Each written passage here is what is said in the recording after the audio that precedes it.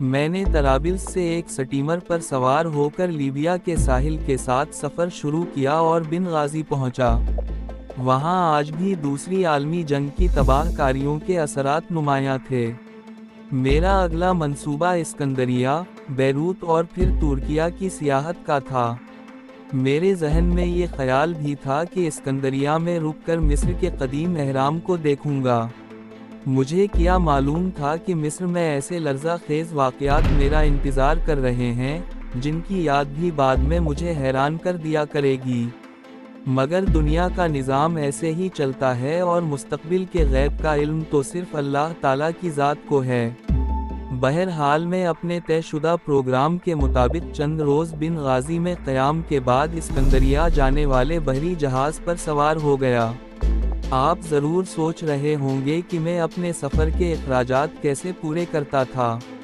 میں بتاتا ہوں، ان دنوں میں ایک نوجوان مہم جو تھا اور ہر طرح کے ایڈونچر کے لیے تیار رہتا تھا۔ میں جس بھی جہاز پر سفر کرتا، اس کے کپتان کے پاس بڑے اعتماد اور بے باکی سے جاتا اور ٹوٹی پھوٹی انگریزی، عربی یا فرانسیسی میں کہتا کہ میں جدید مارکو پولو ہوں اور دنیا گھومنے نکلا ہوں۔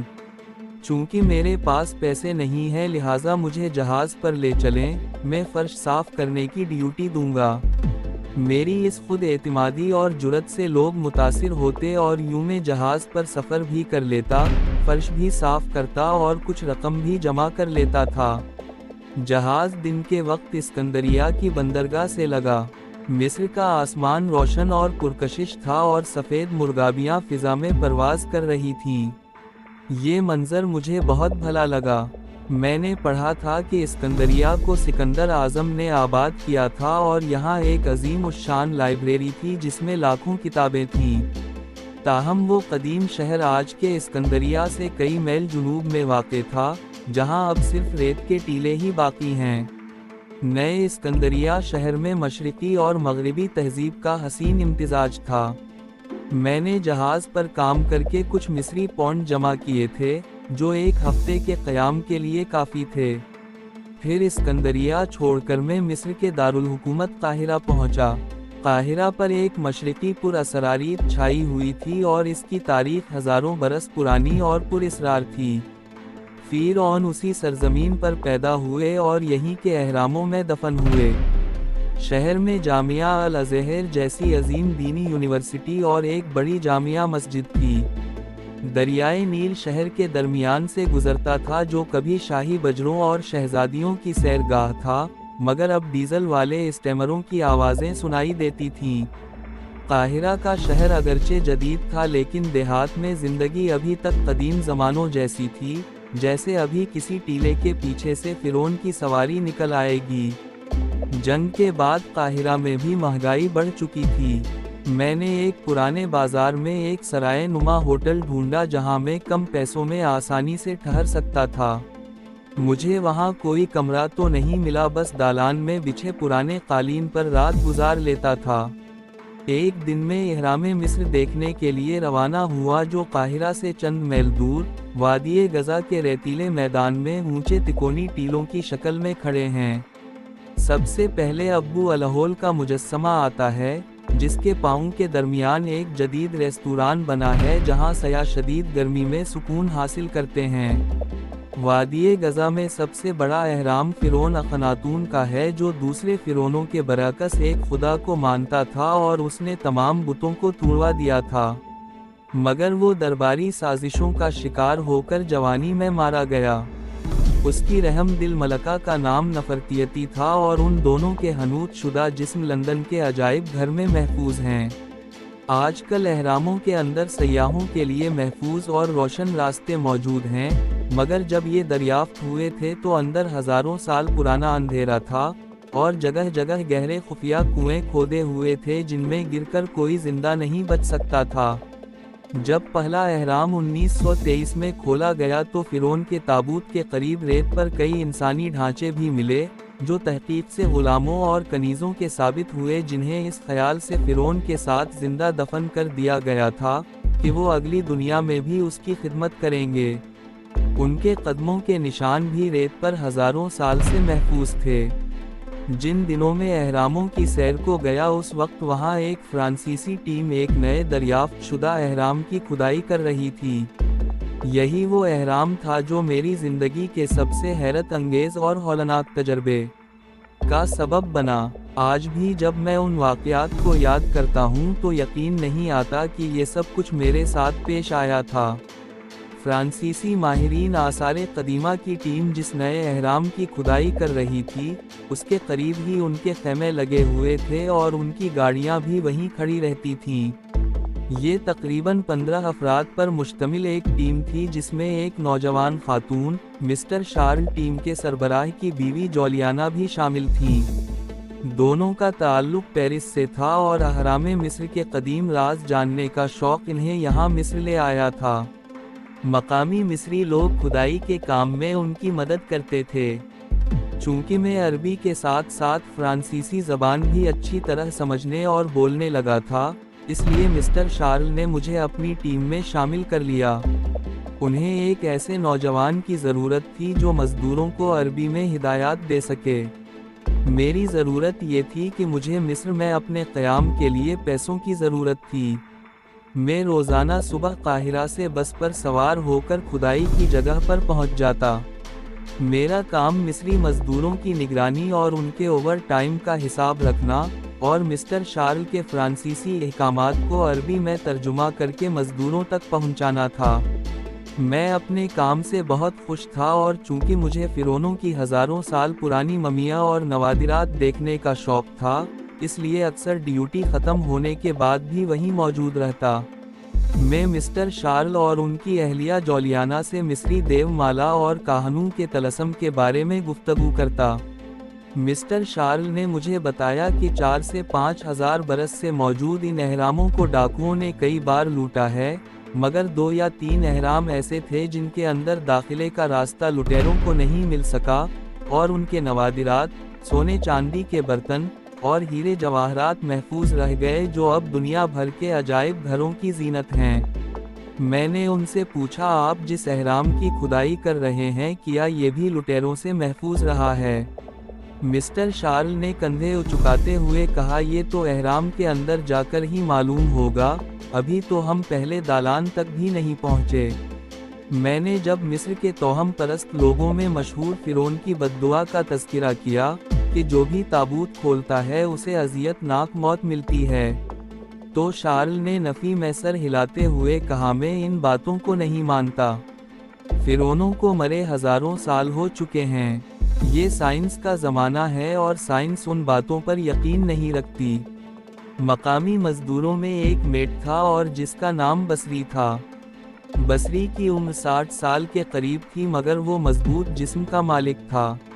میرا رابطہ اس کے ذریعے دوسرے مصری مزدوروں سے رہتا تھا۔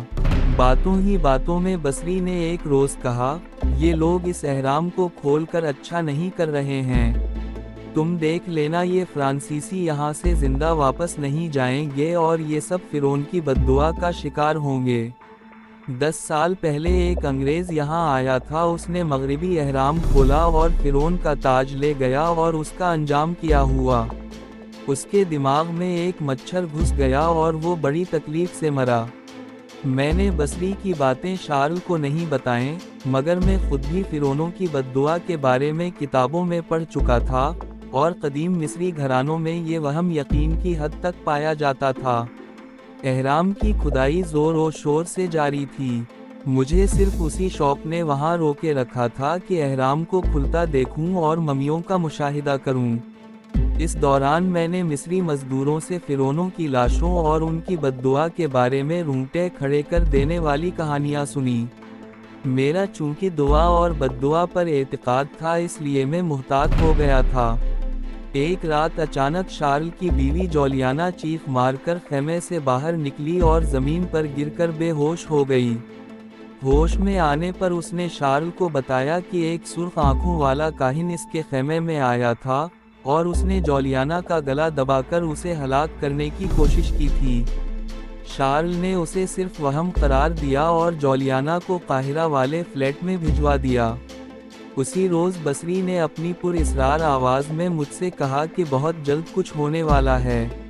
اور اس کے اگلے دن وہ دیوار بھی گرا دی گئی جو اہرام کے آخری دالان اور فرعون کے مقبرے کے درمیان حائل تھی۔ میں اس وقت مسٹر شارل کے ساتھ تھا۔ مقبرے کے عین درمیان میں ایک تابوت پڑا تھا جس پر پیتل کا سانپ کنڈلی مارے بیٹھا تھا۔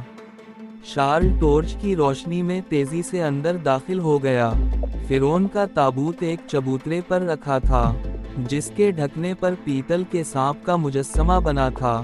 شارل نے ٹارچ کی روشنی ڈالی تو سانپ کی آنکھوں کے سرخ نگینے چمکنے لگے۔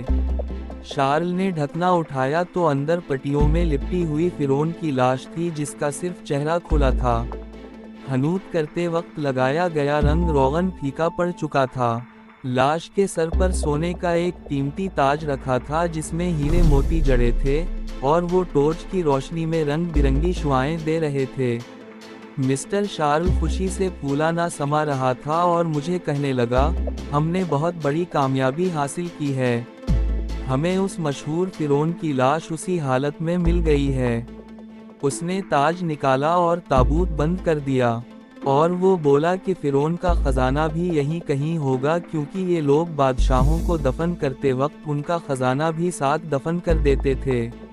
تھوڑی تلاش کے بعد ستونوں کے پیچھے ایک صندوق مل گیا جو سونے کے برتنوں سے بھرا ہوا تھا۔ یہ ساری چیزیں اہرام سے نکال کر کیمپ میں لائی گئیں۔ شارل اور اس کے ساتھیوں نے ان کا بغور معائنہ کیا اور فہرست بنائی۔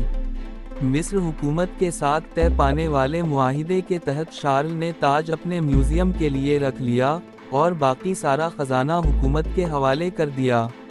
بصری نے مجھے دیکھتے ہی کہا، یاد رکھنا اس فرانسیسی کی بدقسمتی کے دن شروع ہو گئے ہیں۔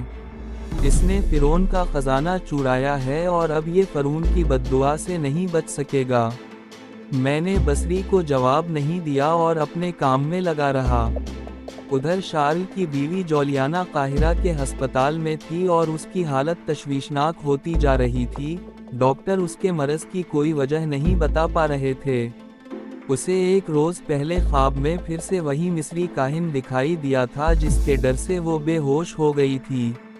جب جولیانا کی حالت زیادہ نازک ہو گئی تو شارل اسے لے کر پیرس جانے کے لیے ایئرپورٹ جا رہا تھا۔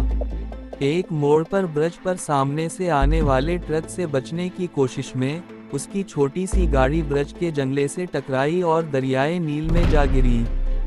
گاڑی کے دروازے جام ہو گئے اور وہ دونوں بے بسی کے عالم میں گاڑی کے اندر ہی ڈوب کر ہلاک ہو گئے۔ جب کیمپ میں ان کی موت کی خبر پہنچی تو بصری دوڑا دوڑا میرے پاس آیا اور کہا، فرعون کی بددعا کا اثر شروع ہو گیا ہے۔ تم دیکھ لینا اب فرعون کی روح اس کے سارے خاندان سے اپنی بے حرمتی کا بدلہ لے گی۔ میں نے اسے محض ایک حادثہ سمجھ کر زیادہ اہمیت نہیں دی کیونکہ برج پر ٹرک سے بچنے کی کوشش میں یہ واقعہ پیش آیا تھا۔ شارل کی جگہ پیرس سے ایک دوسرا آفیسر کرسٹوفر آ گیا اور وہ ایک سخت مزاج، درمیانی عمر کا شخص تھا۔ اس نے اپنا کام شروع کر دیا۔ نوادرات نکالے جا رہے تھے اور انہیں دونوں حکومتوں میں تقسیم کیا جا رہا تھا۔ فرعون کا تاج اب بھی قاہرہ کے ایک سرکاری بینک کے لاکر میں تھا۔ کرسٹوفر مزدوروں سے سختی سے پیش آتا تھا مگر میرے ساتھ نرمی رکھتا تھا کیونکہ میں اس کے اور مزدوروں کے درمیان رابطے کا ذریعہ تھا۔ ایک روز کرسٹوفر نے مجھے بتایا کہ وہ بینک جا رہا ہے تاکہ فرعون کا قیمتی تاج پیرس بھجوایا جا سکے۔ وہ مسلح گارڈز کے ساتھ ایک بند گاڑی میں چلا گیا۔ بصری اس روز بہت پریشان تھا اور غصے میں کہنے لگا، یہ مصر کی دولت پیرس جا رہی ہے۔ فرعون کا تاج یہاں سے کوئی نہیں لے جا سکے گا۔ میں نے حسب عادت اس کی باتوں پر توجہ نہ دی۔ 15 منٹ بھی بمشکل گزرے ہوں گے کہ اچانک مصری پولیس کی 3 گاڑیاں وہاں آ گئیں اور کیمپ کو گھیرے میں لے لیا۔ بصری میری طرف دیکھ کر بولا، شاید کچھ ہو گیا ہے۔ پولیس کے انسپکٹر نے سب کو کیمپ سے باہر جانے سے روک دیا اور اتنے میں کرسٹوفر کی گاڑی بھی واپس آ گئی۔ وہ سخت پریشان تھا۔ پتہ چلا کہ بینک کے لاکر سے فرعون کا قیمتی تاج غائب ہو گیا ہے اور شہر کی ساری پولیس کو چوکس کر دیا گیا اور کیمپ کی تلاشی لی گئی۔ اسی دوران اس اہرام کا ایک دوسرا دالان کھولا گیا اور اس وقت میں کرسٹوفر کے ساتھ تھا۔ उस दालान में 12 सुतून थे और एक दीवार के साथ एक मम्मी का ताबूत रखा था। क्रिस्टोफर ने ताबूत खोला तो अंदर एक औरत की हनूत शुदा लाश थी जो शाही खानदान की शहजादी लगती थी। उसके गले में ज़मरद जड़ा सोने का एक लाकट था। शहजादी की आंखें जरा खुली थीं और ऐसा लगता था जैसे वो हमें देख रही हो। क्रिस्टोफर ने मुझे दूसरे सतूनों के पास नवादिरात तलाश करने को कहा। दालान में अंधेरा था और सिर्फ क्रिस्टोफर की टॉर्च की रोशनी थी। जब मैं एक सुतून के पीछे आया और मुड़कर देखा तो क्रिस्टोफर शहजादी की लाश के गले से वो कीमती लाकट उतारकर अपनी जेब में रख रहा था। कैंप में आकर जब उसने नवादिरात की सरकारी फहरिस्त तैयार की तो इसमें ज़मरद के लाकट का कहीं जिक्र नहीं था। मैं समझ गया कि क्रिस्टोफर ने बददयानती की है। मुझे ये बात अच्छी नहीं लगी मगर मैंने सोचा कि मैं उन मामलात में दखल क्यों दूं। मगर उस रात एक अजीब वाक़या हुआ। मुझे कैंप में ही देर हो गई और मैं वहीं बाहर सितारों की हल्की रोशनी में कंबल ओढ़कर सो गया। आधी रात के वक्त अचानक मेरी आंख खुल गई और मुझे महसूस हुआ जैसे किसी ने मेरे कंधे को आहिस्ता से हिलाकर जगाया है। मैंने आंखें खोली तो सितारों की मध्यम रोशनी में मुझे एक लाश अपने सामने खड़ी दिखाई दी, जिसके सारे जिस्म पर पट्टियां लिपटी थीं और सिर्फ चेहरा खाली था। मैंने उसे पहचान लिया। ये वही शहजादी की लाश थी जिसके गले से क्रिस्टोफर ने लाकट उतारा था। मेरे कानों में उसकी धीमी सी आवाज़ आई। वो मुझसे मेरी ज़बान में कह रही थी कि मेरे साथ आओ। उम्मीद है कि आपको हमारी वीडियो पसंद आई होगी। अच्छी लगी तो लाइक और कमेंट करके हमारी हौसला अफजाई करें और अपने दोस्तों के साथ शेयर करें। और नई कहानियों के लिए चैनल को सब्सक्राइब करना ना भूलें।